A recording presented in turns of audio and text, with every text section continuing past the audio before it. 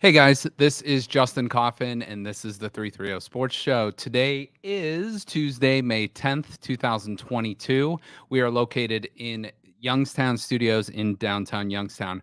First of all, I was out of town this weekend, but stayed up with the news. Wanted to share our sentiments down here with everything that happened in Lowville. I don't know all the details, but I know the basics, and I just want to send our support and our thoughts out with the Lowville community, the high school kids, the parents, everyone involved, and better days are ahead, and obviously such a tragedy.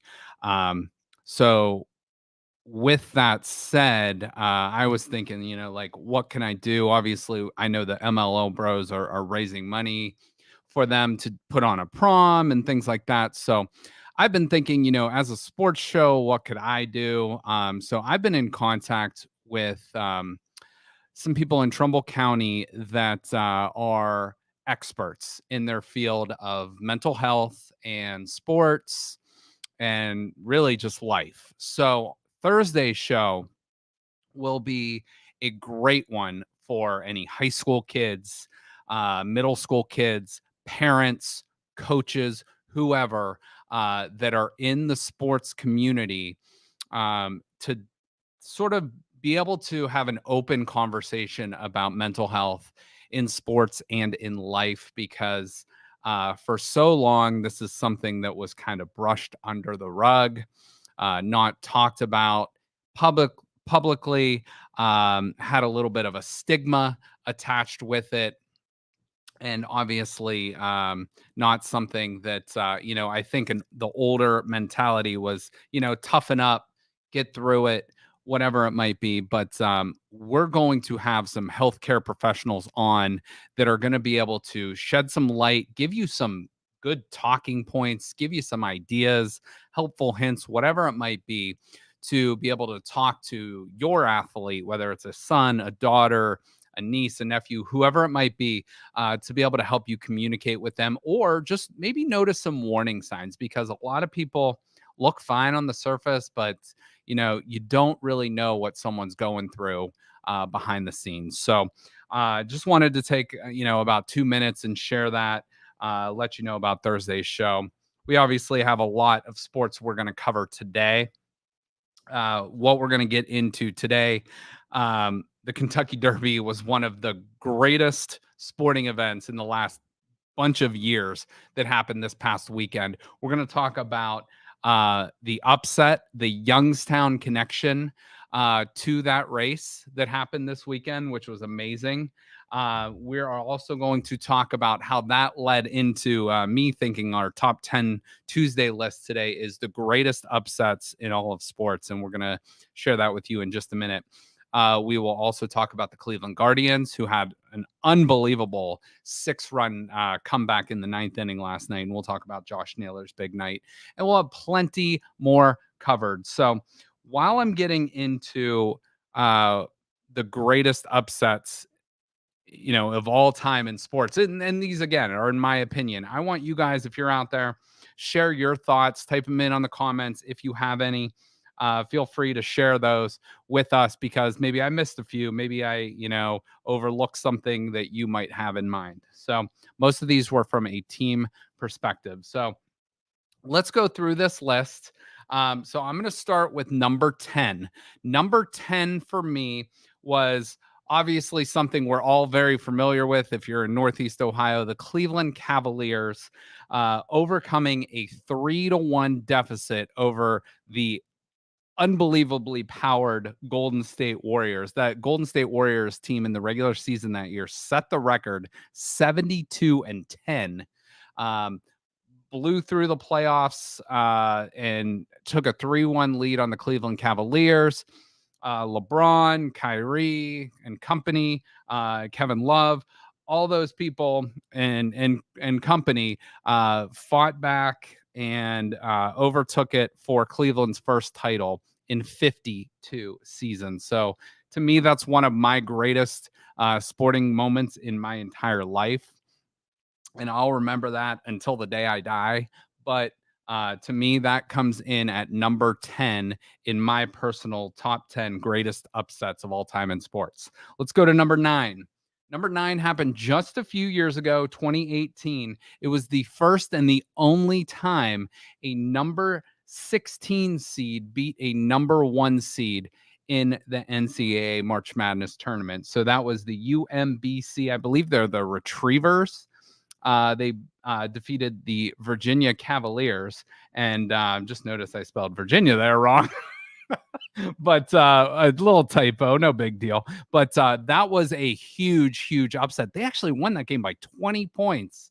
But UMBC, usually those teams that are in the 16 seed are, ranked in the 120s in college basketball.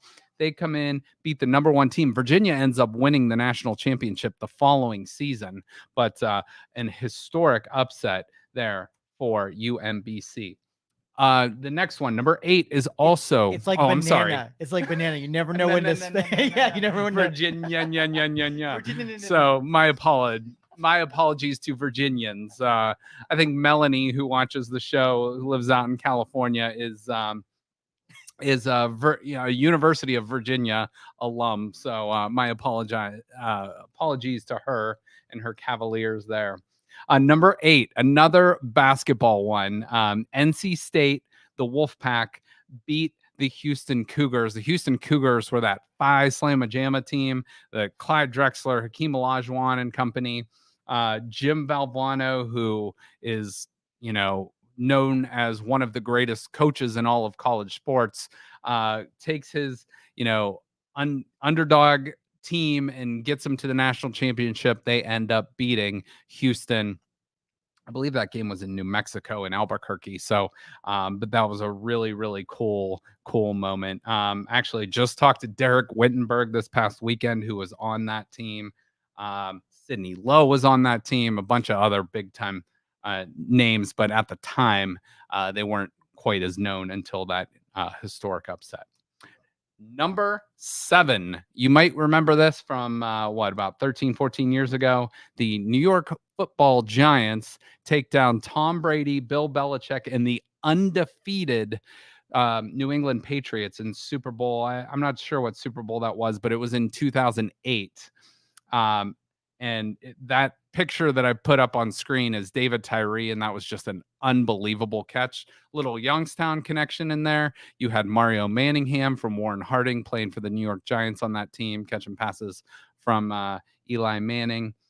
So pretty cool moment, and to me, that was one of the bigger upsets in the past, 20 years or so.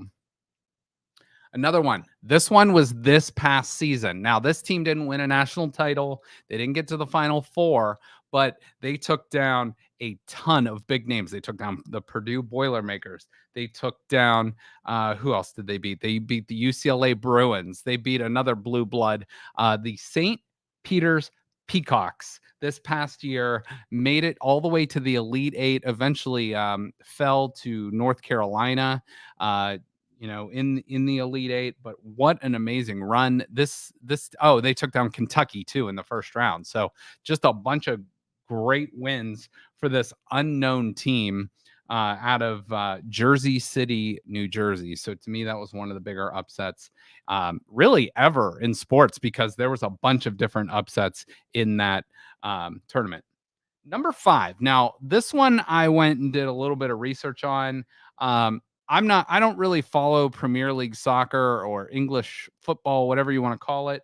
But looking through some numbers, Leicester City was 5,000 to 1 to win the Premier League, and they did it in 2016. Now, in America, that would be like the equivalent of the Pittsburgh Pirates this year winning the World Series, or the Cincinnati Reds this year winning the World Series, a team that just has no chance, and went and did it. That would be like, Youngstown State going down to the Horseshoe and knocking off the Buckeyes in Columbus. Yeah, those are FU odds. I mean, really like 5,000 to 1. So that's like, okay, how many people are waging any money on that? 5,000 to 1. I saw, when I was reading this article, they said like even Kim Kardashian had like 1,000 to 1 odds to be the next president, or different things like that. So it's like Leicester City, and again, how many people out there have heard of Leicester City that watch the show? Probably not many, but you got Chelsea, you got Manchester United, you got a bunch of those other clubs that are in there with them, and this team spent like pennies on the dollar compared to the other competitors and took down the big boys. So pretty cool and pretty great upset there. And let me just send out one more plug too. If you haven't watched the show Ted Lasso, it's on Apple Plus, Apple TV Plus. You don't have to like soccer, but that show will get you a little bit more knowledge about soccer while watching a 30-minute comedy. So if you got 30 minutes at the end of the day before you go to bed or something like that, or if it's a rainy day, check that out, and you might get into English Premier League soccer a little bit. All right, number 4, our old friends in the state up north lose to Appalachian State. Appalachian State goes in and beats Michigan 34-32. Michigan was setting up for a game-winning field goal. Appalachian State blocks it in the final seconds, returns it down to the Michigan couple-yard line, and it runs out the clock. So I was actually at Ohio Stadium. They put this game on the scoreboard right before the Buckeyes kicked off, and the crowd, you would have thought it was like an Ohio State win the way people were reacting to that. So one of the greatest upsets in all of college football history, not to mention all of sports history. So a pretty great one there. Number 3.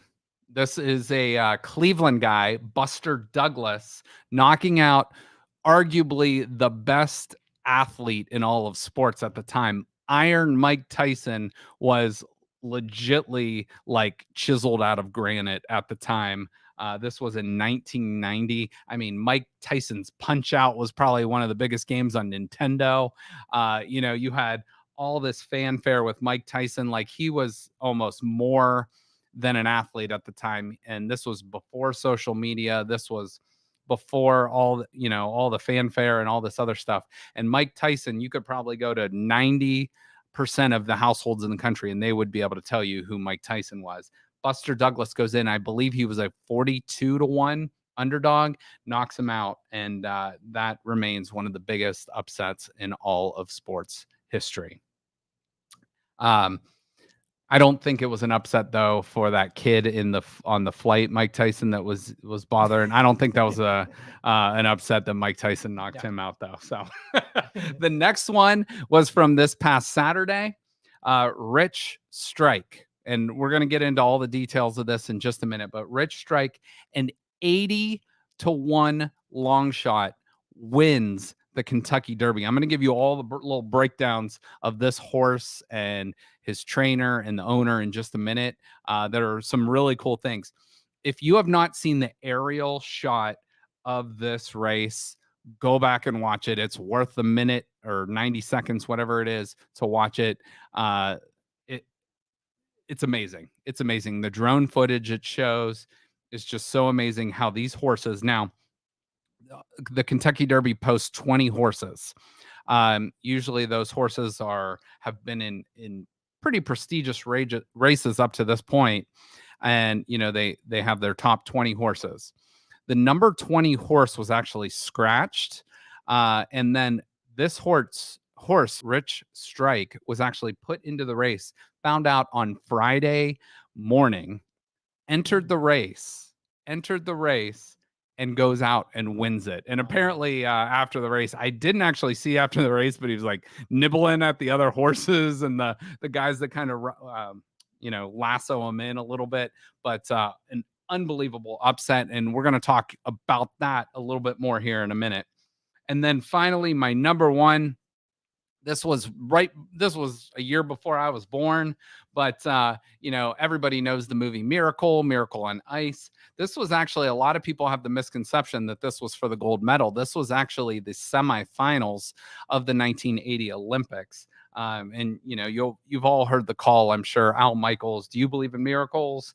The Kirk Douglas movie that's out there. world famous. But USA beats Russia in the semifinals, and this was still a little bit of the Cold War still going on. So not just defeating them on ice, but a little diplomacy action going on there. So the United States eventually wins the next game too, goes on to win the gold medal. So to me, those are the top 10 upsets in sports. Now, I didn't list individual accolades in there besides really Buster Douglas, but Jim Abbott, I mean, the guy had one arm and was a major league pitcher, or one hand, I should say, and was a major league pitcher. So many more. Shaquem Griffin just got drafted. He was out of Central Florida, goes to the Seahawks. Also, a guy with one hand playing NFL football.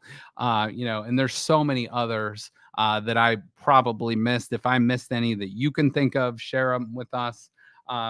Joe, can you think of? I'm putting you on the spot here. That's okay. But can you? It doesn't have to be in sports, but give me like an underdog that has made it, whether it be in the business world or sports world or whatever. Can you think of an underdog situation that I'm a Browns fan, so every year is an underdog year, right. We're still in the NFL, and it's a victory as far as I'm maybe the Browns going into Pittsburgh a couple years ago. Maybe. Probably not the biggest upset of all time, but in the genre of things, big upset. Yeah, I would say the best sport for that is the NCAA basketball tournament, yes, where you get these smaller schools that aren't anything. Another one is when even those in NCAA football, when you used to have those early games in the season where you get those money games and they either hang in there or whatever. I can't think of one specifically, but there's a lot of them. But like that one we named, the Appalachian State Michigan one, that's one that you could always pull out of your back pocket and have there, because Appalachian State at the same time was basically on the same level as YSU. And that's like YSU, like I said, going into Ohio State and knocking them off. So pretty great. One that I remember as a kid when Girard High School went to the state championships. Okay. That felt like Cinderella season where, didn't necessarily have enough standouts to justify having gone to state, but they had a bunch of these fighters in there that just grueled through it and won the state tournament. So that was probably that's a good one. That's a good one, which makes me think of like the movie Hoosiers too. A high school team, a small school taking on the big schools, gets to the finals. Rudy, however much of that story you want to believe, it's all true. Don't tell me any different. Exactly. So, those are some good ones. So if we left any out, please share some with us. So let's go to the Kentucky Derby. Oh yeah, go ahead. One more. What about that dude for the Browns who was a walk-on and he didn't have shoes that somebody had to give it to him, scoring that touchdown? That's right. He had like 3 names. Yeah, right. You're right. And that was 2019 maybe in that range. So that's a good one. He lied to get himself on the field. Yes. He made the team and he scored a return. That's true. And he will always have that moment on tape. And if I remembered right, that we got Odell that year, we got Jarvis was on the team, and they're all like running down. Giuseppe, I want to say his name was. Yes, something like that. That's so it. I don't know. So we'll have to look up his full name, give him credit. But that's a really good one. All right, so let's go to the Kentucky Derby.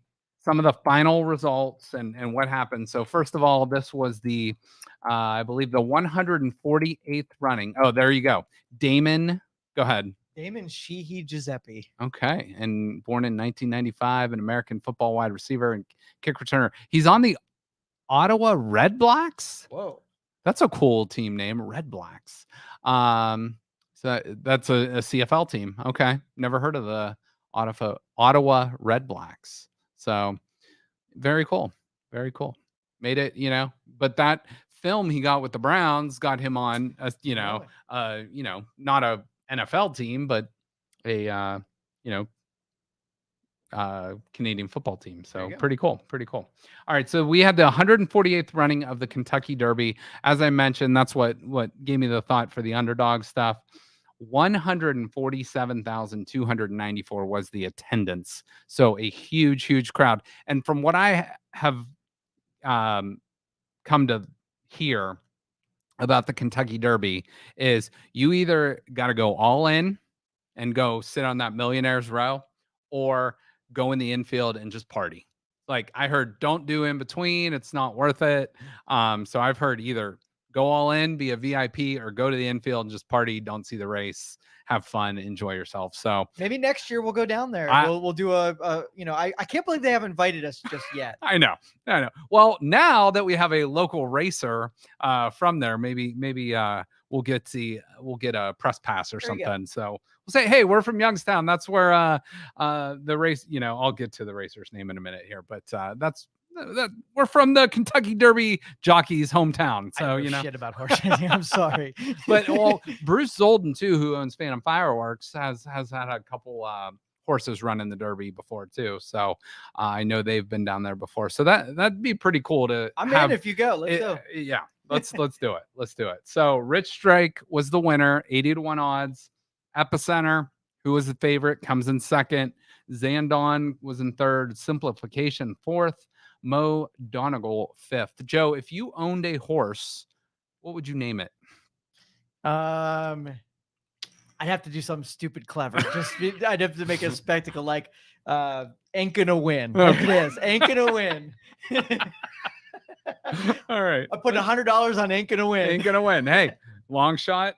You never know. I mean, it pays off sometimes.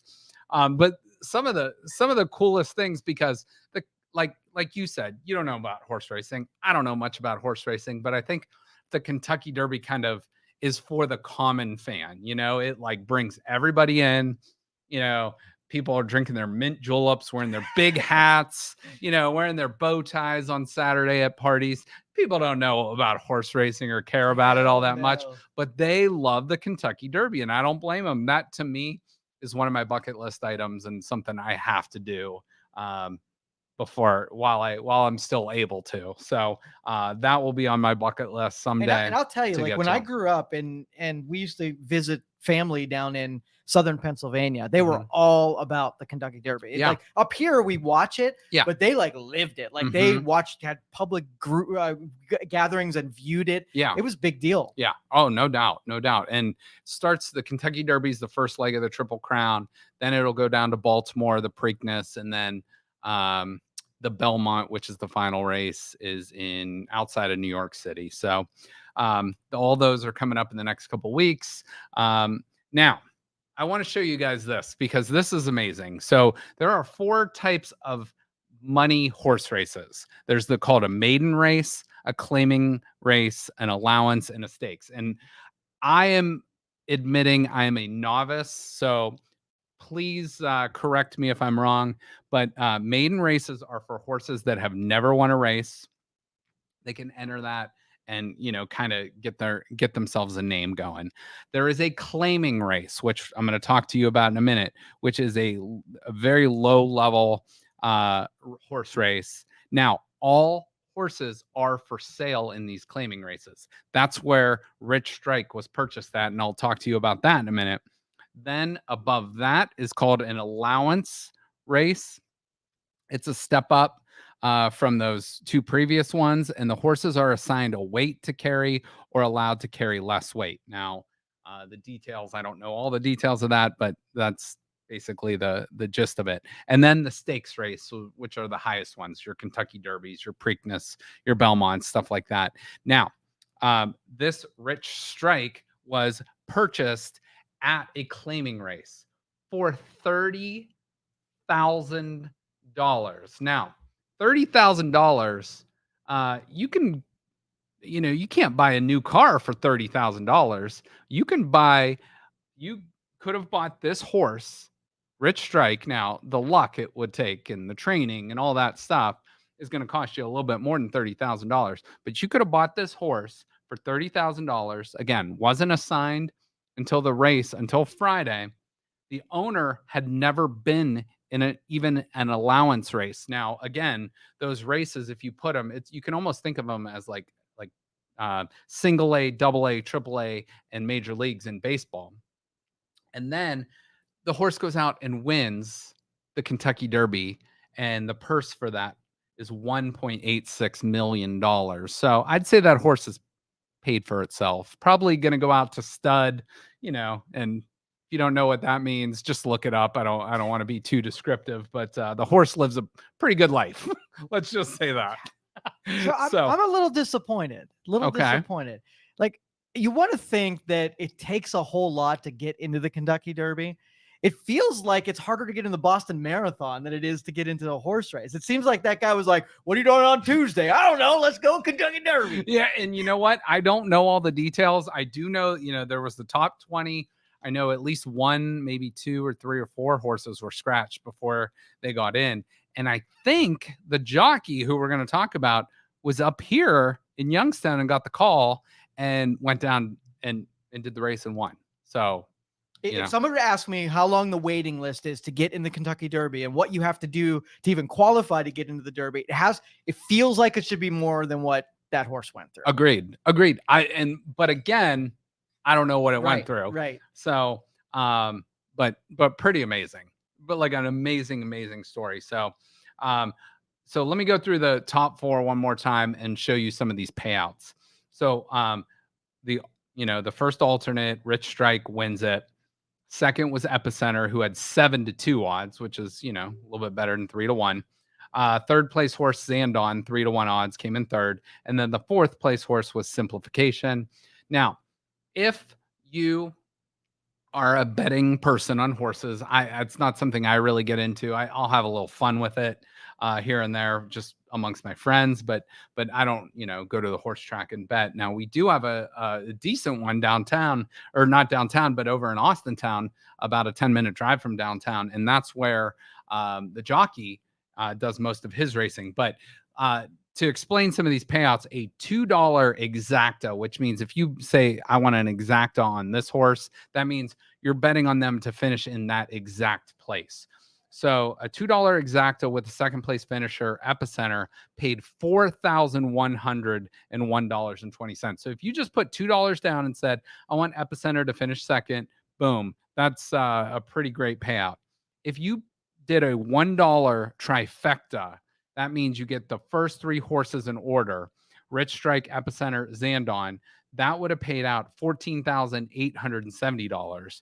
And then if you would have done a $1 superfecta, that's getting all 4 horses in order, in the correct order. So, if they finish first, you can't have them second. So that means they have to come in the exact order. Rich Strike, Epicenter, Zandon, Simplification, $1 would have paid you $321,500. Pretty good payday. Heck yeah. And if you had Marty McFly or Doc Brown's book or Biff's book from Back to the Future 2, that would have been a pretty good payout too. That one, and I'm thinking you're cheating. Exactly. Yeah. I obviously no one out there had that, or we would have heard about it. But I'm sure there was somebody out there that threw, $20, $50 on Rich Strike to win. Have you ever tried betting horses either down in West Virginia or up here? I have not locally, just amongst friends. We've done like some small wagers in the Kentucky Derby, but nothing at a track or anything like that. And it's a big money business. You see some people at like sports books in Vegas or locally, and they have all those horse races simulcast, and people will throw down some large bills on some of those ponies. So yeah, we down in West Virginia, I kind of grew up there. Like, we'd go there all the time. And Mountaineer? Mountaineer. And the serious guys that would have the books all marked up and whatever, when they'd leave their books behind, and we try to look through their numbers, figure out what they were doing, how they were figuring out. And there was no rhyme or reason. There really wasn't. But we took a couple of their books, and they, in the future, marked down some stuff who they thought were going to win races that hadn't happened yet. Mm-hmm. So we played a couple of them. We hit a couple of those. Interesting. Those ones. So there is some method. I couldn't quite figure out what it was. And people do their homework, and I mean, if you think you got a strategy and it pays off and it wins, it's definitely worth it. I always think of Kramer from Seinfeld when he's betting on the horses, and he's like, like acting like the jockey, and he said like his mutter was a mutter, because it's a wet track, stuff like that. So that's what I always think about when betting horses. But congratulations to Rich Strike, which had the second longest odds in Kentucky Derby history, the largest odds since 1913. And to put that in perspective, the Titanic sunk in 1912. So we're talking a few years back. So pretty awesome. Now, let's talk about the jockey real quick because, Youngstown, we are a city of champions. We got Jim Tressel up here, who's the president of Youngstown State, who has taken YSU and Ohio State to national titles in football. We got Kelly Pavlik, who's won numerous boxing world titles. We have Boom Boom Mancini, who's also done that. We have Bob Stoops. We have a ton of other names that have gone on and done great, great things. Melanie Valerio, who's been on our show, who's won an Olympic gold medal. So many people from this area have gone on to great fame. Now, Sonny Leone, who was the jockey, is not obviously from here, but he does most of his racing here in the Mahoning Valley. So this was a tweet from Hollywood Gaming at Mahoning Valley Racecourse. He said, "Good luck to Mahoning Valley's leading jockey, Sonny Leone, as he rides for the Roses in the Kentucky Derby aboard number 21, Rich Strike," and obviously got the job done. What an amazing job by Sonny Leone. Congratulations to him. Congratulations to Mahoning Valley Racecourse for providing him that opportunity to get better at his craft, and Rich Strike and the owner and the trainer. But, it's basically a huge team effort to get all that done. And so congratulations to all those folks. And I hope that horse cashed in some money and take good care of that horse. And it's what's like a family of horses called? Isn't it like a foal or something? That's a little horse. I don't know. A troop. We'll call them a troop. A troop of horses. There's like a murder of ravens, a swarm of bees, stuff like that. So I don't know. And I will tell you, like, you'll know nothing about this, but this is one of the few professions that the shorter you are, the more successful you are. That's true. Yeah. And there's something in horse racing too, where let's say a jockey is like 90 pounds and another one's like 99. I think they have to add 9 pounds to the 90-pound rider to like make sure everyone's like on an equal playing surface. Otherwise, you just have like a 5-year-old kid you throw out there. But no, I'm sure it does take a lot of skill and a lot of.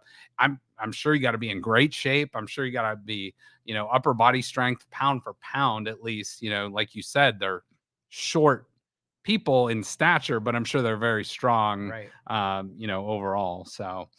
Pretty awesome. So we'll turn the page. Let's talk about the Cleveland Guardians. They had an unbelievable win last night. Last week when we were talking, they were kind of down in the dumps. Now they are up to 15-14 overall, second place in the American League Central. Their May schedule right now, they've won 3 games in a row. And as we know, they've been really, really streaky this year. They are 6-2 in the month of May. They got the win against Oakland to start the month. They split with the Padres. They won 3 of 4 over the weekend against the Blue Jays. And last night they win 12-9 over the Chicago White Sox. And Chicago had an 8-2 lead in the 9th inning. And the Guardians come back and get the job done. Let's take a look at the AL Central standings. The Twins, who have had a very, very hot start, 18-11, 3 games up on the Guardians, but Guardians doing a pretty nice job sitting there at 15-14. As I mentioned, they've been extremely, extremely streaky this year. Now, pitching. Pitching should be the strength of this team. It has not been so far this year. Their numbers are pretty far down. A little over a 4 ERA, which is 24th in baseball. They only have 7 saves, which is middle of the pack, and 239 strikeouts, which sounds like a lot. But as we all know, strikeouts are way up in baseball. That is good for 18th in the league. Let's take a look, though, at their hitting stats. We thought they would be great in the pitching department and struggle in the hitting department. It's kind of been flip-flop this year. They are second in the major leagues through 29 games in runs scored with 144. They have 255 hits on the season, which is good for third. Middle of the pack in home runs, 26 on the season. 254, which is second overall. Joe, we talked about that last week. Like, I think they were at 251, so they've raised it. But that doesn't, that's like 1 out of 4 times you're coming up and getting a hit. But at doesn't seem to like great numbers, but comparatively, you're only as good as your peers, and they're out hitting most of baseball.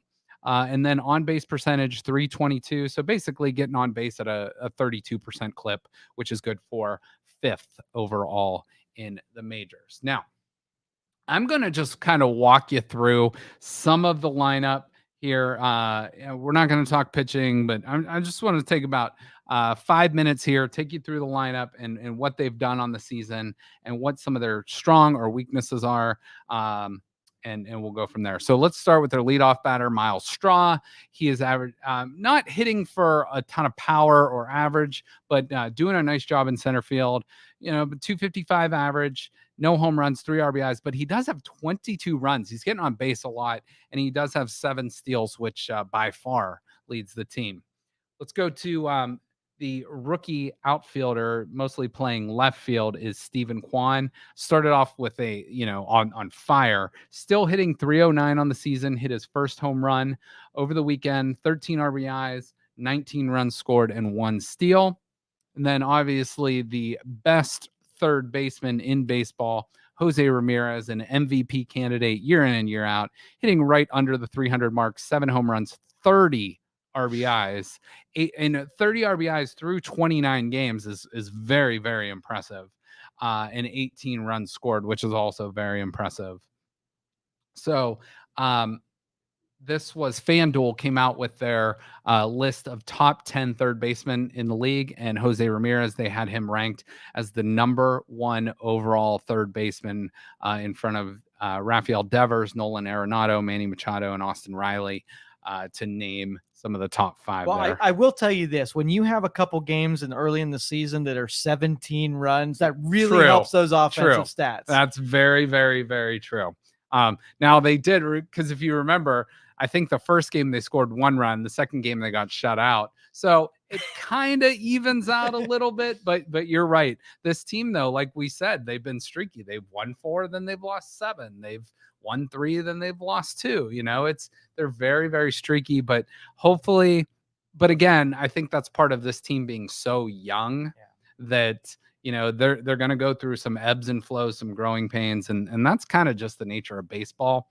And hopefully the pitching will start catching up with the hitting, and the hitting hopefully can stay the course it's doing right now. Now let's talk about this guy. This guy is a guy we picked up from the Padres a couple years ago in the Mike Clevenger trade.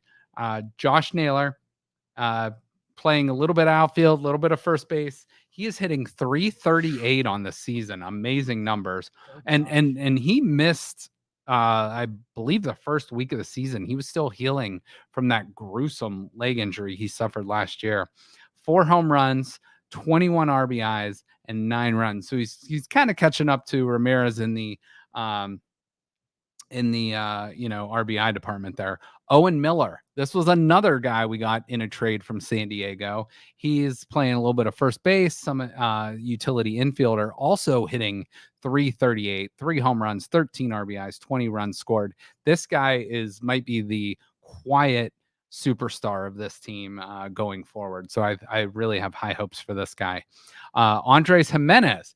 This is a guy we picked up in the Francisco Lindor trade. Can you guys see kind of a pattern developing here? You send out Mike Clevenger, you send out Lindor, Francisco Lindor, and you're bringing in guys, Owen Miller, Andres Jimenez. You're bringing in some other key pieces to this roster that are doing great things. Andres Jimenez is actually leading the team right now in batting average at 351.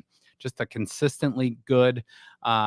He's really known more for his glove, but his bat, as he gets more of a feel for things as he's getting a little bit older, is coming into its own. So Andres Jimenez should be the everyday shortstop too, with his defensive prowess. Then we got Ahmed Rosario, who was the team's leading hitter last year, or right behind Ramirez, but struggling this year, but he'll get it going. He's a consistent hitter, and I think they're kind of struggling to find a role for him defensively. but wherever they can fit him in, shortstop, second base, left field, wherever he finds a home at, I think he's going to get the bat going, especially once the weather stays consistently nice and warming up. But only hitting 220 right now, no home runs, 7 RBIs, and 12 runs scored on the season. This next guy is a guy that I can pretty much verbatim say the same thing. Franmil Reyes, also acquired via trade from the San Diego Padres. But he's only hitting 216. He's striking out a lot right now.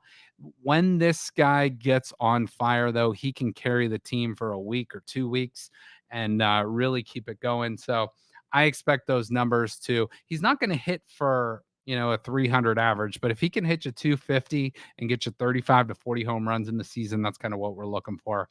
And then finally, another player that we acquired from the San Diego Padres. I mean, I feel like our whole lineup is former Padres and former New York Mets. But Austin Hedges, not hitting for a huge average. If you remember, he started out the season like 0 for 17 or something like that. But he's starting to get the back going a little bit. 2 home runs, 6 RBIs, 7 runs. But his main job is to control the pitching staff and really good team leader. I think the teammates like him a lot. So a lot of good things coming out of him. So, they take on the White Sox again. We're going to do like a weekly check-in with the Guardians. Just, it's too hard to keep day to day with them, but check our Facebook and Twitter and social media. I'll put things out there more regularly on our social media, but we'll check in regularly with the Guardians week to week. So stay tuned for that. But again, appreciate you guys listening. Go back and again, let me know some of your greatest upsets in all of sports. And I do want to remind you again, one more time, Thursday's show will be an important one. A lot of times we keep it light, we have fun, and I don't want this to be too serious as well. But with some of the stuff, there's been a lot of college athletes that have committed suicide. We obviously know about the tragic events in Louisville. We just want to bring mental health, and especially mental health with sports, this being a sports show, to the forefront, and have some experts on to talk about that. So if you have any questions, we encourage you to write in, because believe me, I'm no expert on this. I've been a coach, I've been a player, but I would love to hear from as many people as possible on some questions, some advice, whatever they might have, so we can better help anyone out there that might watch this Thursday show and, make this known that, sometimes, again, a lot of people aren't okay, but they seem okay on the surface. So we want to let people know that it's okay to not be okay. And, there's help out there and there's resources for them. So appreciate you guys listening. I do want to say one final thing. Rest in peace to Adrian Payne. He was a former Michigan State basketball player. I had the opportunity to meet a couple times, and he was tragically killed this past weekend, and just a very, very, very sad situation. Only 31 years old, ended up playing 3 years in the NBA. But he was killed this weekend in Orlando, and just wanted to say rest in peace to him. And he was maybe known for as much as he did off the court with a young cancer patient that ended up losing her life, but brought a lot of joy to her before she passed away. So Adrian Payne, rest in peace. And we will see you guys on Thursday. Thank you for listening to this show on Youngstown Studio. If you like our programming, we invite you to subscribe to our YouTube channel, follow our Facebook page, or subscribe to your favorite podcast platform like iTunes or Spotify. This is original Youngstown content, and we would appreciate you sharing the videos and the word about us. Thank you.